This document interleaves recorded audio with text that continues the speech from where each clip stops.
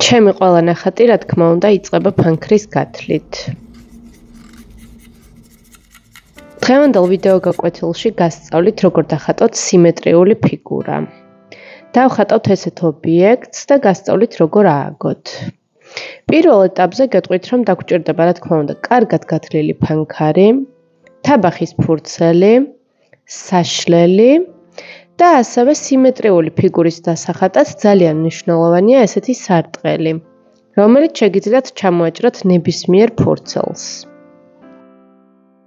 როცა ვხატავთ სიმეტრიულ ობიექტს, პირველ რიგში რაც უნდა გავაკეთოთ ღერძის ხაზი, რომელიც იქნება აუცილებლად ცენტრში, რადგან ვხატავთ ერთ ფიგურას და ეს ერთი ფიგურა უნდა მოვათავსოთ ცენტრში. როგორც ხედავთ, ავიღებ ფურცლის სიგანე, გადავკეცე შუაზე ჩვენი სარტყელი და ეს რამდენიმე ადგილას დავსვავ წერტილს, რითიც მივხვდები, სად არის ჩემი ცენტრის ხაზი. შემდეგ ვეცდები უკვე რომ ჩამოვავლო ეს ხაზი. სასურველია რომ არ გამოიყენოთ სახაზავი, ხატვის დროს შეეჩვიეთ, რომ სახაზავის გარეშე ჩამოავლოთ სწორი ხაზები. თავიდან რა თქმა უნდა შეიძლება ესეთი სწორი არ გამოვიდეს, მაგრამ დროთა განმავლობაში ეს უნარი გამოგიმუშავდებათ.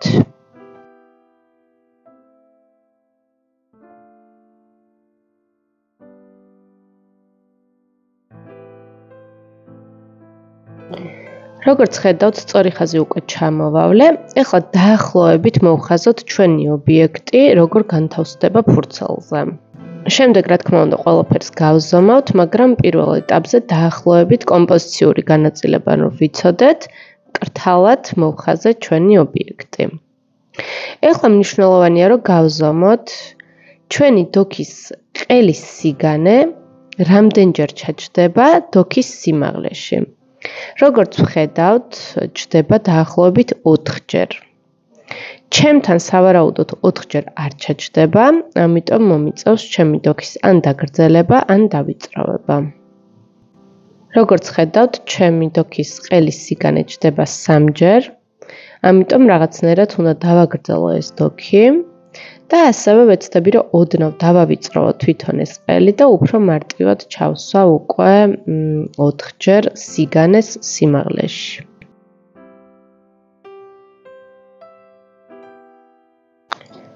დავაკორექტირე და ეხლა ახლიდან გადავზომავ და დაახლოებით 4-ჯერ ჯდება.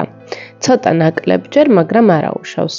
ზოგადად გაზომა გვჭირდება იმისთვის, რომ დაახლოებითი ხასიათი გადმოვიტანოთ იმ ობიექტის, რასაც ვხატავთ. მეტი დანიშნულება გაზომვას არ აქვს. ეხლა ავიღე სიგანე, ქვედა უკვე როგორც ხედავთ განიერია და შევამოწმებ რამდენჯერ ჩაჯდება სიმაღლეში. როგორც ვამოწმებ, დაახლოებით ჯდება 1-ხელ და კიდევ ძალიან ცოტა ადგილი მრჩება. ჩემთანაც თითქმის ასე არის ნახატში, ამიტომ ამ სიგანეს აღარ შევცვლი და დავტოვებ ისე როგორც არის.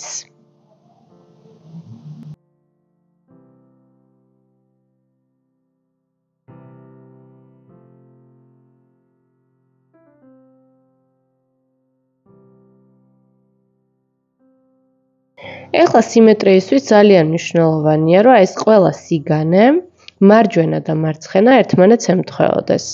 ამისთვის გამოვიყენებ სარტყელს და გადავამოწმებ, რომ თანაბარი იყოს მარჯვნიდან და მარცხნიდან ჩვენი დოქის სიგანეები. აქაც ავღნიშნე მარჯვნივ და ზუსტად იგივე ზომა გადამაქვს მარცხენა მხარეს. კარგად დააკვირდით ვიდეოში როგორ ვზომავ, რადგან ზოგადად ზომვა ძალიან მნიშვნელოვანია განსაკუთრებით თავიდან, სანამ შეეჩვევით, რომ ხელი გაგივარჯიშდეთ და სიმეტრიულად ხატოთ ობიექტები.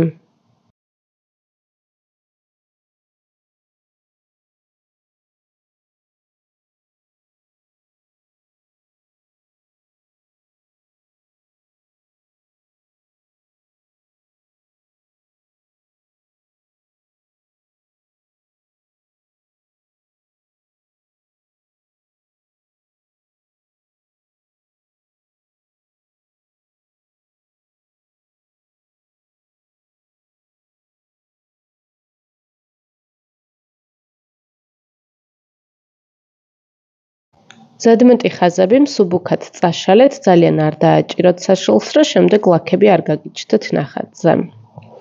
ეხლა გადავიდეთ უკვე ნელ-ნელა ფორმის დახატვაზე. გავაკეთე გრძელი ყელი ჩვენი დოქის და იქიდან გამომდინარე, რომ გვერდებში აქვს ესეთი ტრაპეცია ხაზი, სიმეტრიული რომ გამომივიდეს, გავაკეთებ ზემოთაც კუთხოვან ფორმას. აი დააკვირდით ვიდეოს, რადგან ზოგჯერ რთულია ხოლმე გადმოვცე ტექსტით ის, რასაც ვხატავ. აი შემოხაზა ესეთი კვადრატი, როგორც ხედავთ. ამასაც აუცილებლად გავზომავ, რომ მარჯვნიდან და მარცხნიდან მქონდეს სიმეტრიული. და აი ამ კვადრატში ვეცდები, რომ გამოვიყვანო ჩვენი დოქის ფორმა, როგორც გითხარით, არის ცოტა ტრაპეცია ფორმა. ზოგადად როცა ესეთი ფორმები არის, მაგალითად ასევე როცა ვხატავთ ბოთლს, რთულია ხოლმე რომ გამოვიდეს სიმეტრიული. ამიტომ შეგიძლიათ გამოიყენოთ ესეთი კვადრატის ფორმები და შემდეგ ამ კვადრატში მოხაზოთ უკვე ის ფორმა, რაც გჭირდებათ. ეს დაგეხმარებათ, რომ ობიექტი დახატოთ უფრო სიმეტრიულად. ასევე ძალიან კარგი ხერხია თუ ამოატრიალებთ ხოლმე თქვენს ნახატს, უფრო კარგად დაინახავთ, სადმე თუ ასიმეტრია გაქვთ, ან სადმე თუ დანგრეული ან არასწორი ხაზია, ამოტრიალებულად როცა უყურებთ ნახატს, ძალიან კარგად ჩანს ხოლმე ყველანაირი ხარვეზი და ესეც ძალიან დაგეხმარებათ, რომ გაასწოროთ და სიმეტრიული ფიგურა გამოგივიდეთ.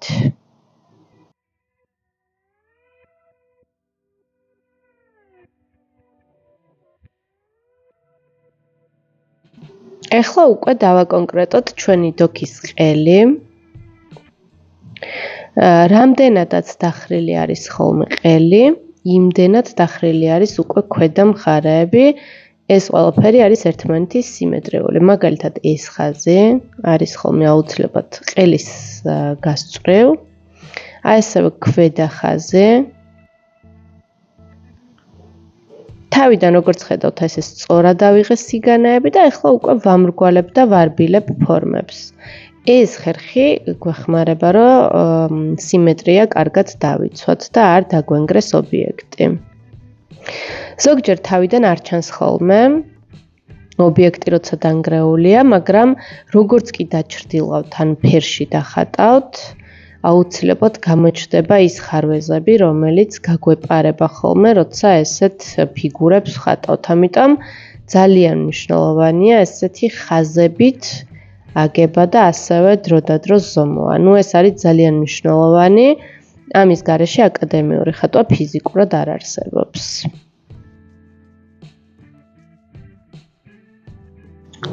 როცა ესეთ ფიგურებს დახატავთ ხოლმე, გაითვალისწინეთ, რომ ჯობია რომ ჯერ დახატოთ ეს ძირითადი ფორმა, რაც გვაქვს და შემდეგ დაამატოთ უკვე სახელური ან თავსახური თუ აქვს თქვენ ობიექტს, რასაც ხატავთ და ასე შემდეგ.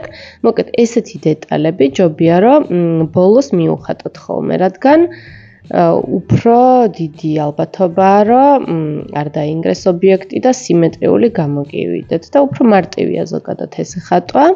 ამიტომ როგორც ხედავთ, ავაგე ობიექტი, გავზომე, დავაზუსტე და აი ახლა უკვე ძალიან მარტივად შემიძლია რომ მივახატო ის სახელური, რომელიც აქვს.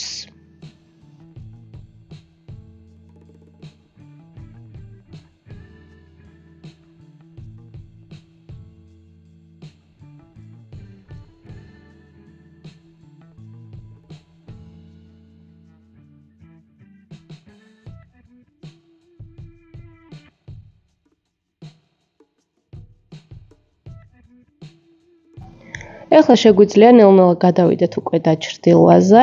სანამ გადავალ დაჩრდილვაზე, ზედმეტ ხაზებს წავშლი, რომ არ შემეშალოს ხელი. წაშლის დროს ძალიან მნიშვნელოვანია, რომ წაშალოთ მსუბუქად, რადგან როგორც უკვე იცით, საშლს აქვს თავისი ცხიმი. შემდეგ ეს ცხიმი გადადის ხოლმე ფურცელზე და გრაფიკაში ხატვის დროს ძალიან ითხაბნება და მლაქიანდება ხოლმე ნახატი. ეს რო არ მოხდეს, ამიტომ ძალიან არ დააჭიროთ და მსუბუქად წაშალეთ ხოლმე, რამე თუ გაქვთ წასაშლელი.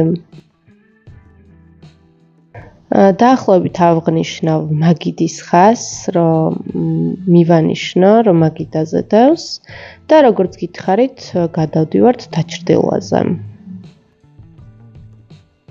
ძალიან მნიშვნელოვანია, რომ დაჩრდილვა მოხდეს ძალიან მკრთალად. ესე იგი, ამ ადგილას გადანაწილდება ჩრდილები ასე, ტრაპეციაზე გადანაწილდება ასე და ამ ადგილზეც უკვე ჩრდილები დაჯდება ესე. ეს ძალიან მნიშვნელოვანი მიმართულებებია, რომ დააკვირდეთ, რომ ფორმა არ დაგენგრეთ უკვე დაჩრდილვის დროს. გადავედი ახლა დაჩრდილვაზე და დაჩრდილვა უნდა მოხდეს ძალიან მკრთალად. მარჯვნიდან გვაქვს განათება, შესაბამისად ჩვენი ჩრდილი იქნება მარცხენა მხარეს, აუცილებლად გვექნება რეფლექსიც.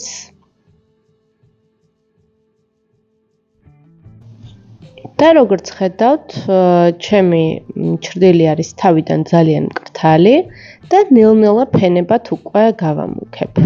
მარცხენა მხარეს მუქია, მარჯვნივ ნელ-ნელა ვაკეთებ გრადაციას და ვაღიავებ. მაგრამ ეს გამუქება და გაღიავება არ უნდა იყოს ძალიან უხეში, უნდა მოხდეს ძალიან ეტაპობრივად და ფენებად, რომ არ გაგვიჩნდეს ლაქები და გამოგვივიდეს უფრო აკადემიური ნამუშევარი.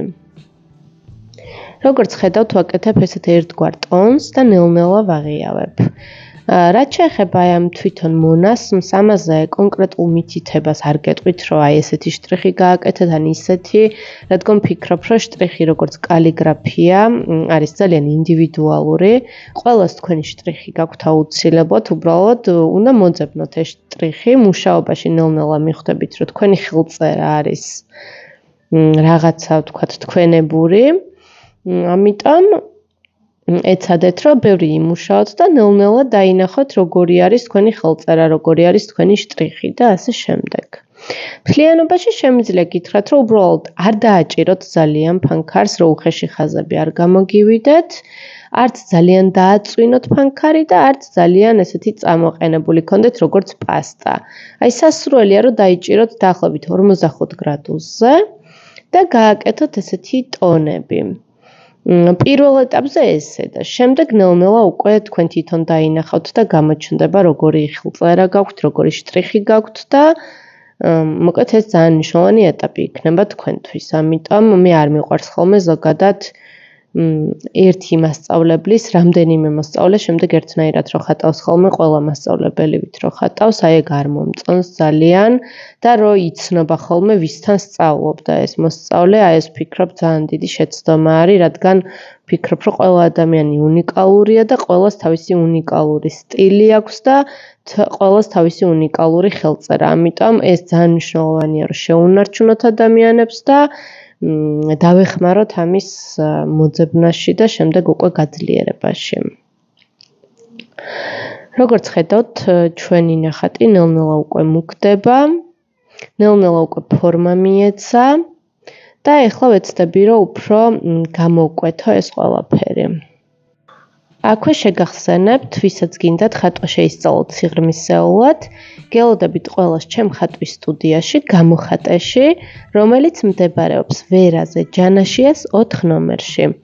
გამოხატეში გვაქვს როგორც ბავშვების ჯგუფები 5-დან 13 წლამდე, ასევე გვაქვს დიდების ჯგუფები, სადაც ასაკი შეზღუდული არ არის და ხატვა ჩვენთან ისწავლება ძალიან გამარტივებული და ეფექტური მეთოდით.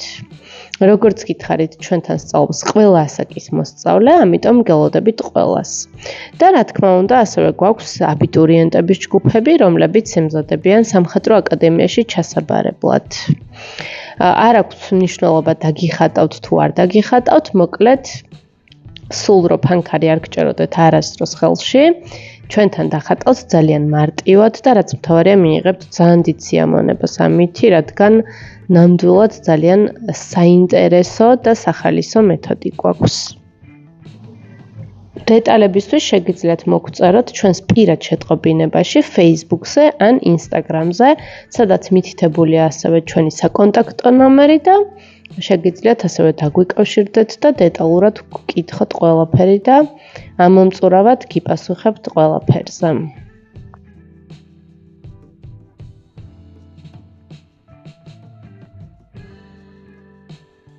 და რა თქმა უნდა, თუ ჩემი არხი ჯერ არ გამოგიწერიათ, აუცილებლად გამოიწერეთ არხი. ასევე დაალაიქეთ ეს ვიდეო, რადგან ეს ძალიან მნიშვნელოვანია არხის განვითარებისთვის. კომენტარებში კი შეგიძლიათ მომწეროთ სასურველი კითხვები, რაც გაგიჩნდათ ვიდეოსთან დაკავშირებით, ან ზოგადად მხატვრობასთან დაკავშირებით რამე კითხვები თუ გაქვთ და ასევე მომწერეთ რისი ხატვა გინდათ რომ გასწავლოთ, რისი ხატვა გიჭირთ, რაში გინდათ რომ დაგეხმაროთ და ესეც ძალიან მნიშვნელოვანი ინფორმაციაა ჩემთვის. შემდეგ უკვე ვიდეოების ჩაწერის დროს ყოველთვის ვითვალისწინებ თხოვნებს, განსაკუთრებით ისეთ თხოვნებს, რომელსაც ასე ვთქვათ, განმეორებადი სახე აქვს და ხშირად მწერენ ამა თუ იმ თემასთან დაკავშირებით. ამიტომ გელოდებით ყველას კომენტარებში. ამასობაში ჩვენი ვიდეო გაკვეთილი მიუახლოვდა დასასრულს. იმედია ძალიან მარტივად აგიხსენით ყველაფერი. მაინც თუ გაგიჩნდათ კითხვები, რა თქმა უნდა, მომწერეთ და ვეცდები რომ ყველაფერზე გიპასუხოთ. და რაც შეეხება რჩევას, შემიძლია გითხრათ, რომ კარგი იქნება თუ მსგავსი მეთოდით დახატავთ სხვადასხვა ობიექტებს. აი მაგალითად სახში შეიძლება გქონდეთ დოქი ან ჭიქან, რამე ნებისმიერი ვთქვათ ობიექტი და ეცადეთ, რომ აი ესეთი გაზომვით, სარტყელის გამოყენებით დახატოთ. ეს ძალიან დაგეხმარებათ, რომ ისწავლოთ ობიექტების ხატვა სიმეტრიულად, რაც ძალიან მნიშვნელოვანი უნარია, თუ გინდათ, რომ ხატვა ისწავლოთ აკადემიურად. როგორც ხედავთ, ბოლო დეტალებს უკეთებ უკვე ჩვენ დოკს და ეს ბოლო დეტალი არის ბლიკი, ყველაზე განათებული ადგილი ჩვენს ობიექტზე და ამით უკვე ვასრულებ ჩვენს ნახატს. გემშვიდობებით მომავალ ვიდეომდე.